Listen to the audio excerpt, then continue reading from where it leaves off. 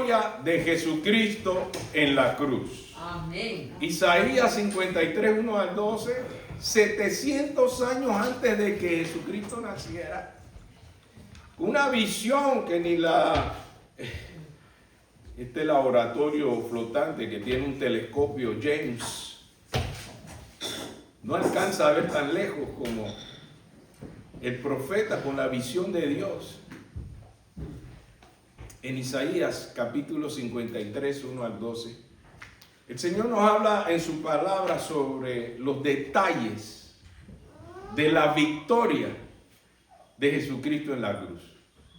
Para muchos, y por eso les animamos a abrirlo en su Biblia, que no saben cómo es posible que alguien pudo contemplar con tanto detalle lo que iba a suceder en la cruz con Jesucristo. Y cuando usted le permite al Espíritu Santo que le guíe a toda verdad, usted verá cuán grande es el Señor, haciendo cosas grandes en la cruz. Más que una señal religiosa, es una proclamación poderosa. No es de tradición, es de bendición profunda. Veamos qué nos enseña las palabras del Señor en Isaías 53, versículos 1 al 12. La bendita y poderosa palabra del Señor nos dice así: ¿quién ha creído a nuestro anuncio? ¿Y sobre quién se ha manifestado el brazo de Jehová? Subirá cual renuevo delante de él, y como raíz de tierra seca. No hay parecer en él ni hermosura. Le veremos más sin atractivo para que le deseemos. Despreciado y desechado entre los hombres, varón de dolores, experimentado en quebranto, y como que escondimos de él el rostro. Fue menospreciado y no lo estimamos. Ciertamente llevó él nuestras enfermedades y sufrió nuestros dolores, y nosotros le tuvimos por azotado, por herido de Dios y abatido. Mas el herido fue por nuestras rebeliones, molido por nuestros pecados. El castigo de nuestra paz fue sobre él, y por su llaga fuimos nosotros curados. Todos nosotros nos descarriamos como ovejas, cada cual se apartó por su camino, mas Jehová cargó en él el pecado de todos nosotros. Angustiado él y afligido, no abrió su boca. Como cordero fue llevado al matadero, y como oveja delante de sus trasquiladores, enmudeció y no abrió su boca. Por cárcel y por juicio fue quitado, y su generación, ¿quién la contará? Porque fue cortado de la tierra de los vivientes, y por la rebelión de mi pueblo fue herido. Y se dispuso con los impíos su sepultura, mas con los ricos fue su muerte, aunque nunca hizo maldad, ni hubo engaño en su boca. Con todo, Jehová quiso quebrantarlo, sujetándole a padecimiento.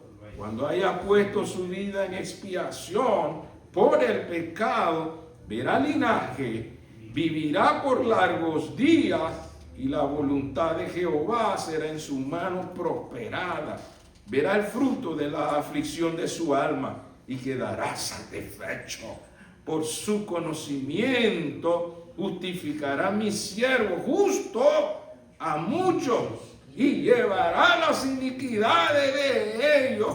Por tanto, yo le daré con los grandes, le daré parte con los grandes, y con los fuertes repartirá despojo, por cuanto derramó su vida hasta la muerte, y fue contado con los pecadores, habiendo él llevado el pecado de muchos y orado por los transgresores. Bendita palabra, preciosa y maravillosa, Señor.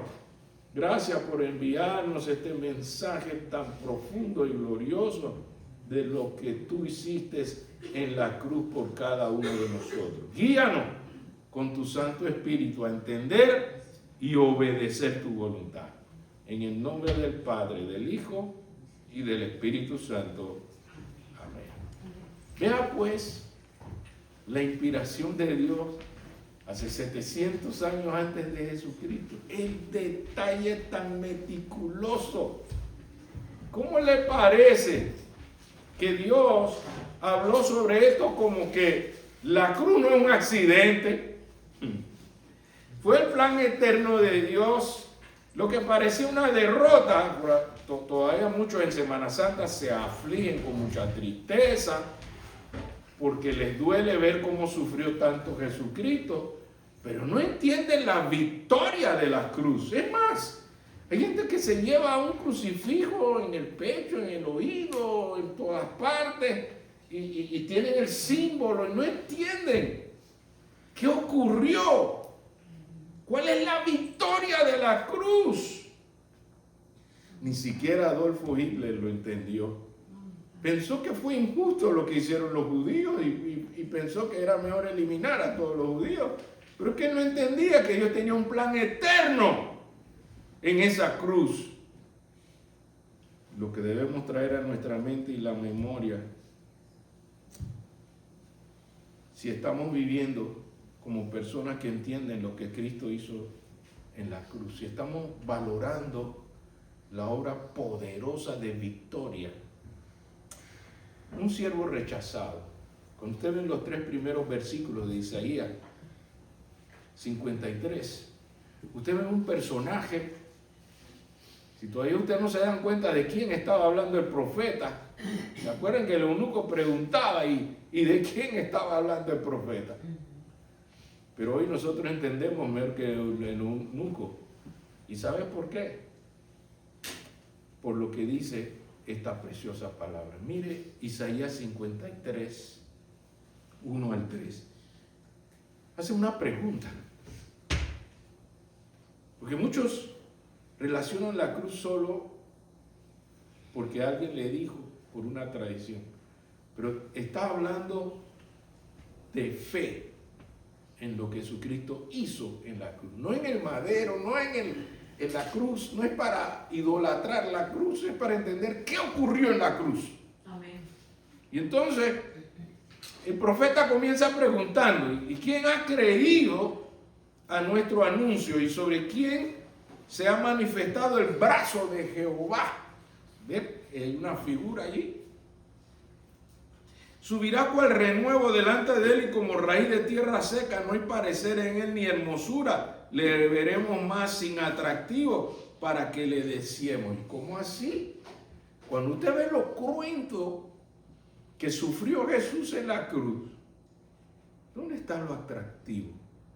¿Dónde está lo hermoso? Hay gente que ni siquiera puede ver la ilustración que hizo un productor de Mel Gibson, que cuando hizo la película esa de La Pasión de Cristo, hay gente que no puede ver esa parte.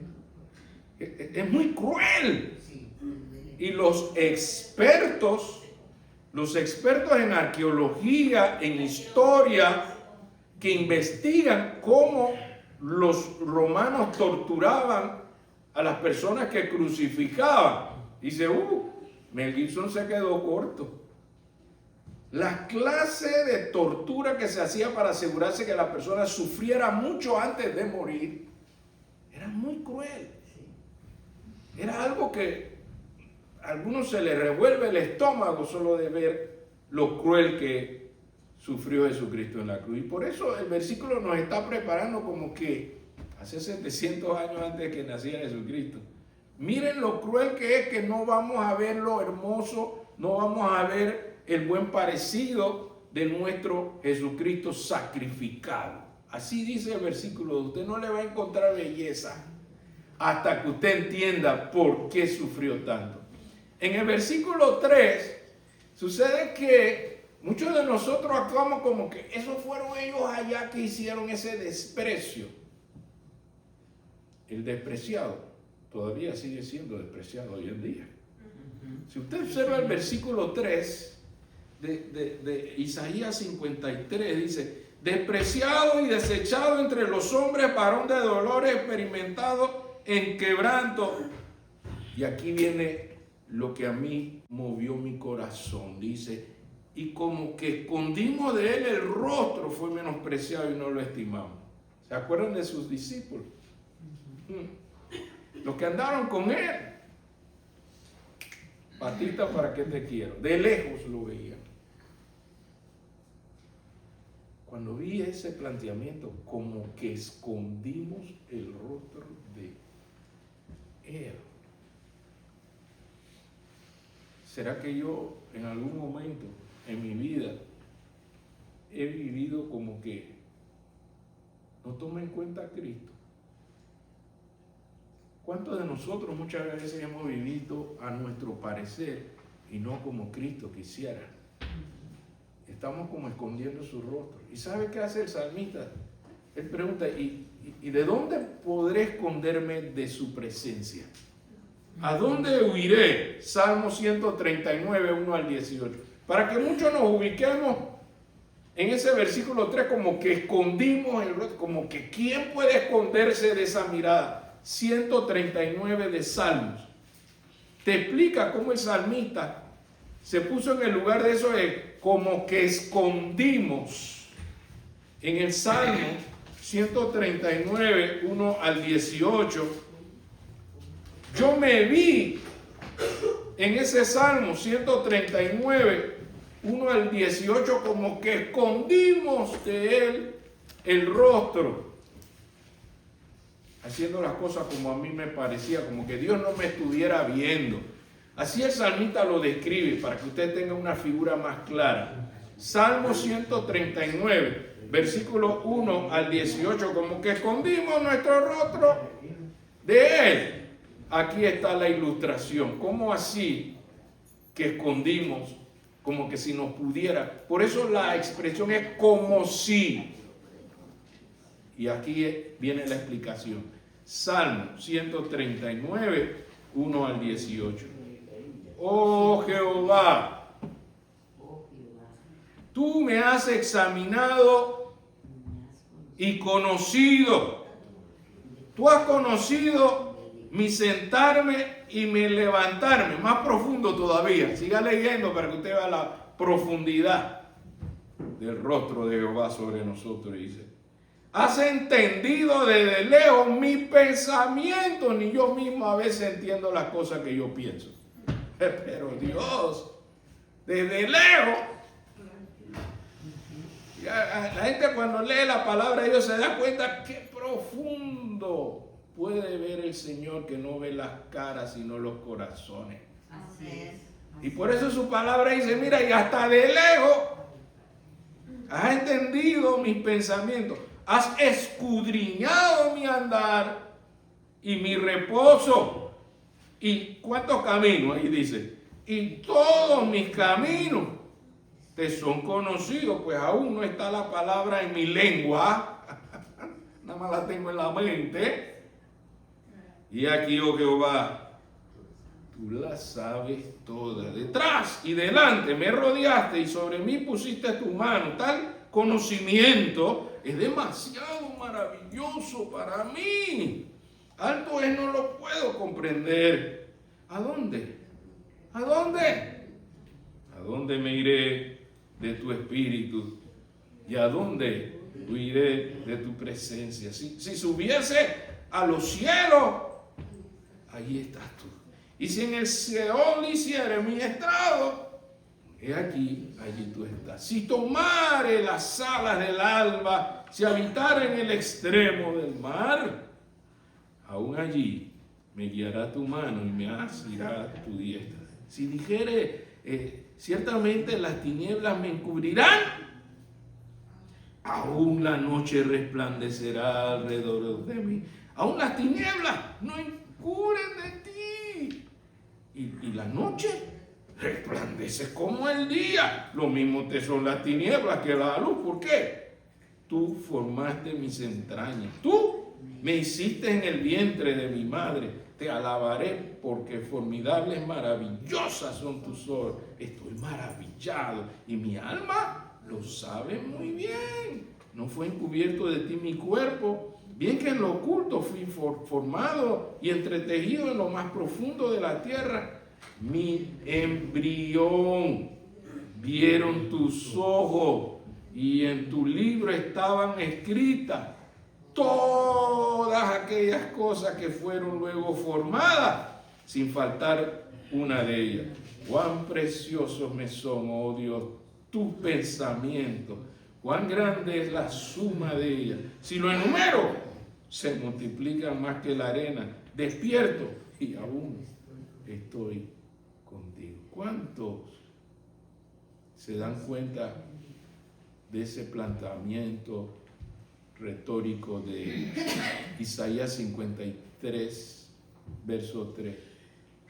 Como que si pudiéramos ocultar nuestra vida de su rostro. Usted sabe que la tecnología, la ciencia del hombre hoy, te escuchan, aunque usted tenga el celular apagado y el televisor apagado, usted lo escucha. Si usted no sabe. Si usted no sabe si alguien lo está vigilando, ellos tienen hasta un sistema termo que te detecta la calor que hay dentro de un edificio y pueden saber cuántas personas hay y cómo se mueven. La ciencia del hombre todavía puede tener un aparato parabólico que escucha, aunque sea de lejos. Y cuando uno ve toda esa tecnología y uno lee el Salmo 139, 1 al 18, uno dice, ¿y qué no puede saber Dios que aún nuestro pensamiento, antes que llegue a la lengua? Por eso cuando leo Isaías 53, versículo 3, y contemplo la descripción del Salmo 139, el versículo 3 del 53 ahora tiene una perspectiva para mí más clara, que Dios ve los corazones y entiende hasta nuestros pensamientos, y su palabra penetra lo más profundo y discierne la intención del corazón. Así que cuando usted lee Isaías 53, versículo 3, despreciado y desechado entre los hombres, por más que yo ignore al Cristo de la historia, no la historia de Cristo, por más que yo desprecie a Jesucristo, por más que yo me haga el desentendido, que es que yo no entiendo, en Isaías 53, verso 3, te está diciendo despreciado y desechado entre los hombres, varón de dolores, experimentado en quebranto, y como que escondimos de él el rostro, como que nos hicimos, en mi país le dicen, nos hicimos los indios para que nos pasearan en canoa. Y sabemos que Cristo murió y porque murió, pero nos hacemos los desentendidos. Eso fue conmigo. Yo pensé que el pastor estaba hablando de otra persona.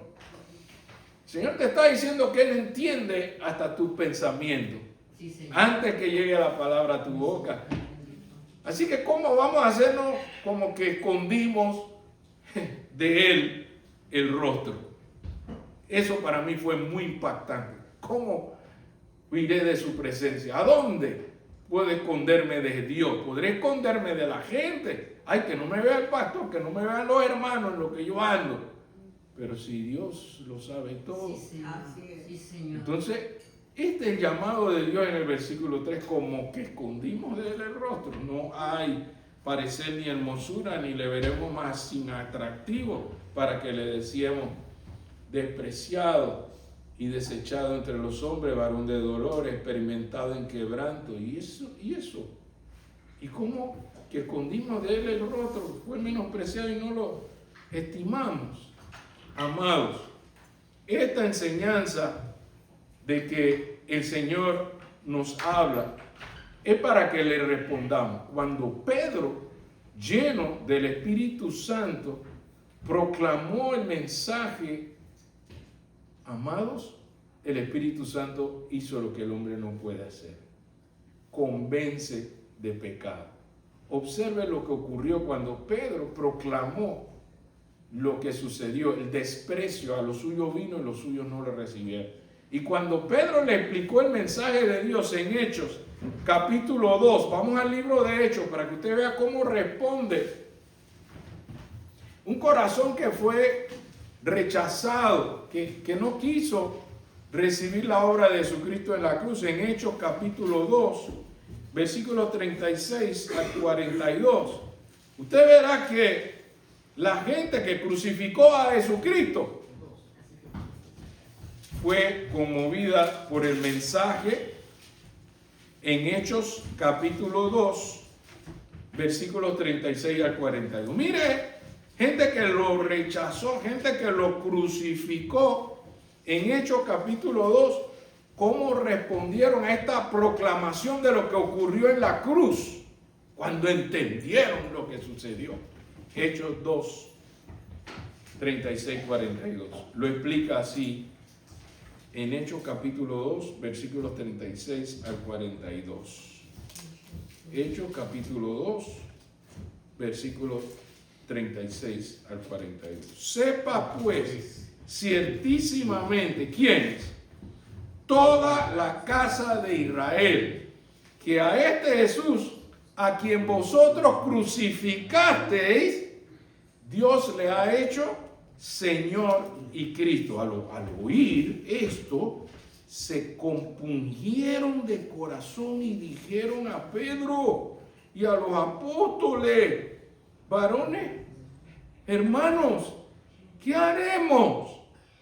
Pedro les dijo: arrepentíos y bautícese cada uno de vosotros en el nombre de Jesucristo para el perdón de pecados, de los pecados, y recibiréis el don del Espíritu Santo, porque para vosotros es la promesa, y para vuestros hijos, y para todos los que están lejos, y para cuanto el Señor nuestro Dios llamare. Y con muchas palabras testificaba y les exhortaba diciendo: sed salvos de esta perversa generación. Así que los que recibieron su palabra fueron bautizados y se añadieron aquel día como 3,000 personas y perseveraban en la doctrina de los apóstoles, en la comunión unos con otros, en el partimiento del pan y en las oraciones. ¿Qué hicieron? Lo que los despreciaron, lo que crucificaron a Jesucristo cuando entendieron la obra en la cruz. Entonces su corazón fue conmovido, de tal manera que terminaron preguntando: ¿y ahora qué haremos? Ellos entonces entendieron lo que ocurrió en la cruz y cómo ellos trataron a Jesucristo tan mal, tan despectivamente, que ahora querían la solución a lo que habían hecho, pero entendiendo que eso era parte del proyecto de Dios para salvación. Entonces ellos aceptaron la palabra y obedecieron al bautismo, porque entendieron que Jesucristo vino a morir para resucitar por cada uno de nosotros. Que Jesucristo vino a morir para el perdón de nuestros pecados, para salvación. Fue hecho el Cristo, eso es lo que significa el Mesías, el Salvador. Pero mire que la palabra que usa primero dice Señor y el Cristo. ¿Qué significa eso? Que Él es la autoridad máxima en nuestra vida. Así es cuando ellos responden y dicen: si es así, entonces vamos a obedecerlo en el bautismo. Y continuaron las enseñanzas, y continuaron congregándose, y continuaron con el partimiento del pan, que es lo que se conoce como la ordenanza de la Santa Cena. Dos son las ordenanzas en la Biblia: el bautismo y la Santa Cena. Por eso usted ve que la figura termina allí en esos pasajes: y perseveraron en la doctrina con los apóstoles y en la comunión unos con otros, en el partimiento del pan y la oración. Pero fue después del versículo 41, cuando dice: así que los que recibieron su palabra fueron bautizados. ¿Ven cómo todo se desarrolla en ese mismo orden?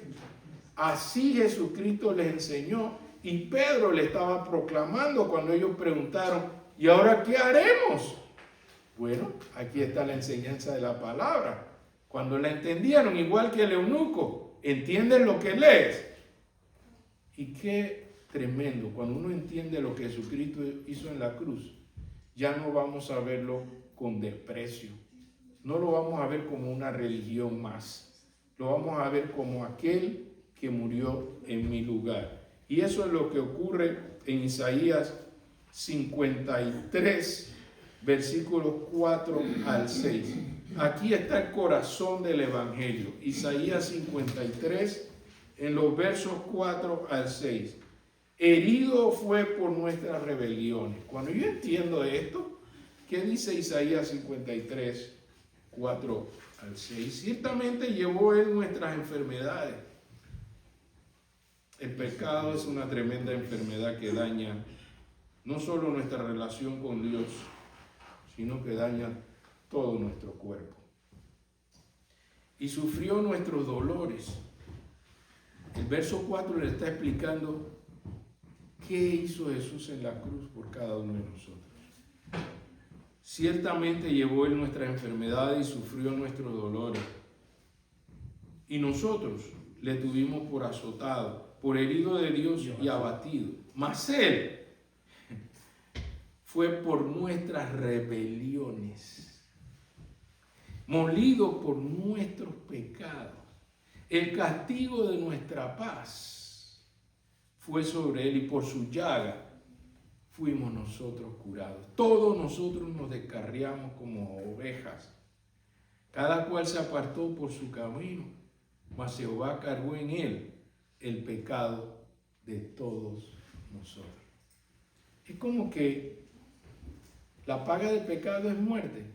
Cristo murió por cada uno de nosotros.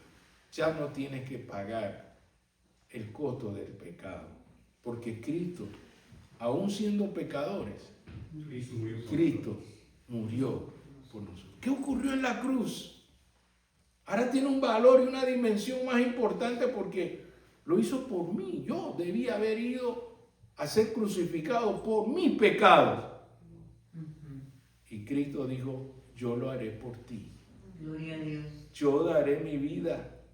Yo moriré para que tú tengas vida eterna. ¿Qué ocurrió en la cruz? La victoria de Jesucristo en la cruz es que Él murió por mí. Esa es la victoria que yo debo proclamar. ¿Por qué? Porque herido fue por mis rebeliones. ¿Saben cuántas veces yo me le he revelado a Dios? Señor, yo lo quiero hacer a mi manera. Señor, yo lo quiero hacer como a mí me parece. Esa es rebelión contra Dios. Y Cristo murió por nuestra rebelión. Molido fue por nuestros pecados, el castigo de nuestra paz. Lo que cuesta que yo tenga paz con Dios es que Cristo pagó el precio en la cruz. No murió por sus pecados, Él no hizo nada malo. Murió por los nuestros, sí. Sustitución significa que Él tomó mi lugar. Cuando yo valoro lo que Jesucristo hizo en la cruz, yo alcanzo un mejor entendimiento. Y sabe que es como que alguien te dice, ya no tienes que pagar esa gran deuda que tú tienes con Dios. Yo me he encargado. Este es el Cordero de Dios que quita los pecados del mundo. Amén. Amén. Así Cristo pagó nuestra deuda. No debemos seguir viviendo como esclavos del pecado. La cruz nos libera. Ya no tienes deuda con Dios si aceptas a Jesucristo como tu Señor y Salvador. Gloria a Dios. Así de sencillo el plan de Dios. Y su muerte produjo victoria. Isaías 53, 7 al 2. Hermanos, muchos se quedan en la cruz solo viendo la muerte de Jesús. Pero se olvidan de leer todo el pasaje hasta el versículo 7 hasta el 12. Dice lo que ocurrió en la cruz y lo que ocurrió después de la cruz. ¿Qué dice Isaías 53, 7 al 12? ¿Cómo es esta visión tan clara que Dios se inspira al profeta Isaías en 53, 7 al 12. Y angustiado él y afligido, no hubo protesta, no abrió su boca. Como cordero fue llevado al matadero y como oveja delante de sus trasquiladores, enmudeció. Y no abrió su boca, no hubo cárcel, por cárcel y por juicio fue quitado. Y su generación, ¿quién la contará? Porque fue cortado de la tierra de los vivientes y por la rebelión de mi pueblo fue herido. Y se dispuso con los impíos su sepultura, mas con los ricos fue en su muerte, aunque nunca hizo maldad ni hubo engaño en su boca. La sentencia de la cruz era para que él muriera como igual que los ladrones, igual que los que estaban sin honra en cualquier tumba deshonrada. Sin embargo, esta profecía se cumplió porque ¿sabe dónde sepultaron el cuerpo de Jesucristo? En una tumba de una familia rica. Eso es lo que el profeta en el verso 9 está anunciando que va a pasar. Cuando Jesucristo muere y piden su cuerpo, no fue a una tumba cualquiera, fue a la tumba de una familia muy rica. Por eso dice, y se dispuso con los impíos su sepultura, mas con los ricos fue en su muerte, aunque nunca hizo maldad, ni hubo engaño en su boca. Verso 10. Con todo esto, Jehová quiso quebrantarlo, sujetarlo a padecimiento, cuando haya puesto su vida en expiación por el pecado. ¿Qué va a ocurrir? Verá linaje, vivirá por largos días, y la voluntad de Jehová será en su mano prosperada. Verá el fruto de la aflicción de su alma y quedará satisfecho. Por su conocimiento justificará a mi siervo. ¿A cuántos? A muchos. Mi siervo justo. Y llevará las iniquidades de ellos. Por tanto, yo le daré parte con los grandes, y con los fuertes repartirá despojo, por cuanto derramó su vida hasta la muerte y fue contado con los pecadores, habiendo llevado el pecado de muchos y orado por los transgresores. Hermano, usted ve lo que pasa después de la cruz. Tiene parte con los grandes, vivir por largos días a la eternidad. Pero ¿sabe qué está haciendo Jesucristo después de la cruz? Versículo 12 en su última parte. Cuando algunos piensan que todo terminó en la cruz, es resucitado para sentarse a la diestra de Dios con los grandes, Padre y Espíritu Santo. ¿Y para hacer qué? Para quedarse ahí mirando nuestras tribulaciones y problemas.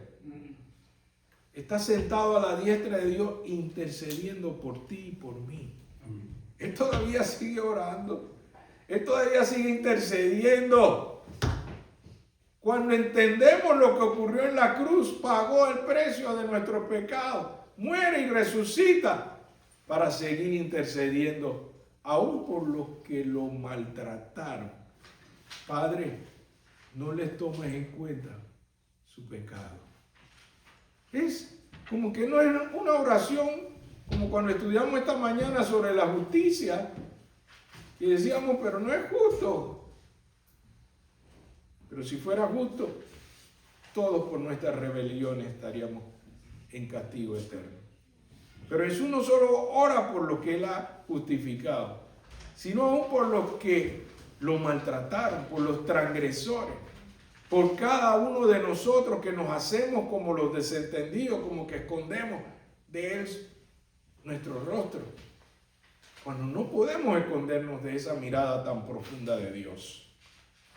Y aquí lo interesante es que Jesucristo sigue orando por nosotros, hermanos. ¿Cuántos pueden entender lo que es la victoria de Jesucristo en la cruz? ¿Cuántos podemos responderle al Señor que si todavía hay algo en mi vida que no es digno, yo puedo volverme a Él, como dice 1 de Juan 1:9, que si confesamos nuestros pecados, Él es fiel y justo para perdonarnos y limpiarnos de cuánta maldad. Pidámosle al Señor en oración en este momento que entendemos lo que ocurrió en la cruz. Oremos. Señor, te damos gracias por esa obra tan gloriosa y poderosa en la cruz. ¿Qué sería de mí si tú no hubieras muerto por mí? Señor, ¿a dónde estaría hoy si Jesucristo no hubiera muerto por mí? Señor, tu obra redentora y poderosa todavía sigue teniendo efecto en nuestra vida hoy. Porque no solo aprendemos lo que significa y lo que vale, sino que también contamos con ese recurso poderoso para pedirte perdón cada vez que te fallemos, Señor. Esa muerte es tan poderosa que todavía esa sangre preciosa hoy puede limpiarnos de toda maldad. Límpianos, Señor. Haznos dignos instrumentos de tu obra gloriosa, Señor. Que no miremos la cruz como una derrota, sino como una victoria sobre el pecado y la muerte. Señor, permítenos vivir en agradecimiento y en una vida transformada por el poder de Jesucristo en la cruz. Te invocamos en el nombre del Padre, del Hijo y del Espíritu Santo.